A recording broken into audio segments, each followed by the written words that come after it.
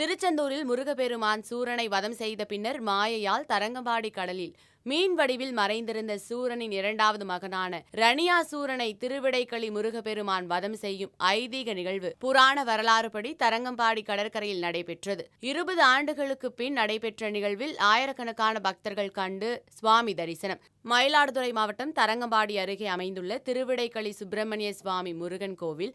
இக்கோவில் அறுபடை வீடுகளுக்கு இணையான தலமாகவும் சோழ நாட்டு திருச்செந்தூர் என்றும் போற்றப்படுகிறது.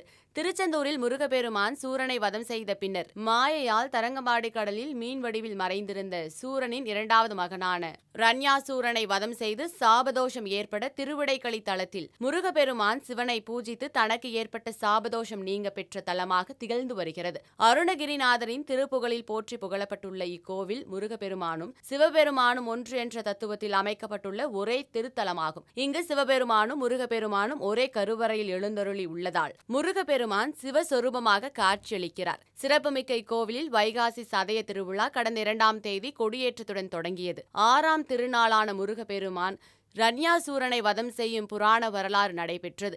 இதனை முன்னிட்டு முருகப்பெருமானுக்கு கோவிலில் சிறப்பு பூஜை செய்யப்பட்டு மூலவரிடமிருந்து உற்சவர் வேல் வாங்கும் நிகழ்ச்சி நடைபெற்றது. அதனைத் தொடர்ந்து மாலை தரங்கம்பாடி கடற்கரைக்கு எழுந்தருள செய்யப்பட்டார். அங்கு தரங்கம்பாடி மாசிலாமணிநாதர் கோவிலில் அகிலாண்டேஸ்வரி அம்மனிடம் வேல் வாங்கும் நிகழ்வு நடைபெற்றது. பின்னர் கடற்கரையில் மீன் வடிவில் இருந்த ரண்யாசூரனை முருகப்பெருமான் வதம் செய்யும் சூர சம்ஹாரம் நடைபெற்றது. பின்னர் தரங்கம்பாடி மாவட்ட தலைமை கிராமத்தினர் சீர்வரிசை எடுத்து வந்து முருகனுக்கு சமர்ப்பித்தனர். தொடர்ந்து மகா தீபாரதனை காண்பிக்கப்பட்டது. பக்தர்கள் அர்ச்சனை செய்து வழிபாடு செய்தனர். இந்து சமய அறநிலையத்துறை கோவில் செயல் அலுவலர் பிரேம்குமார், ஆய்வர் பத்ரி நாராயணன், பரம்பரை அறங்காவலர் ஜெயராமன், தரங்கம்பாடி தலைமை மீனவ கிராம பஞ்சாயத்தார்கள் விழா ஏற்பாடுகளை செய்திருந்தனர். இதில் திரளான பக்தர்கள் கலந்து கொண்டு சுவாமி தரிசனம் செய்தனர். சுனாமிக்கு பிறகு நிறுத்தப்பட்ட இந்த ஐதீக திருவிழா 20 ஆண்டுகளுக்கு பிறகு மீண்டும் 2வது ஆண்டாக வெகு விமரிசையாக நடைபெற்றது குறிப்பிடத்தக்கது.